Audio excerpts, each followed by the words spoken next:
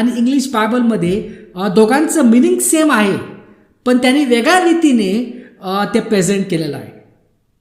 तर ह्या वचनात जाऊन आपल्याला समजतं की इथं तिसरा स्वर्गाचा उल्लेख झालेला आहे. म्हणजे पहिला स्वर्ग पण आहे, दुसरा स्वर्ग पण आहे आणि तिसरा स्वर्ग. अजून एक वचन वाचूया आपण जाऊया उत्पत्ती अध्याय 1 वचन वाचूया. आपण पहिले इंग्लिशमध्ये वाचूया. In the beginning God created the heavens and the earth. प्रियानो, आता हे वचन तर तुम्ही वाचलं असेल. आता इथं लक्ष द्या, इथं म्हटलंय की गॉड क्रिएटेड द हेवन्स. इथं हेवन्स इथं जे आहे अनेक वचनचा उपयोग झालेला आहे. Plural, havens plural. एस फक्त हेवन नाहीये, हेवन्स आहे.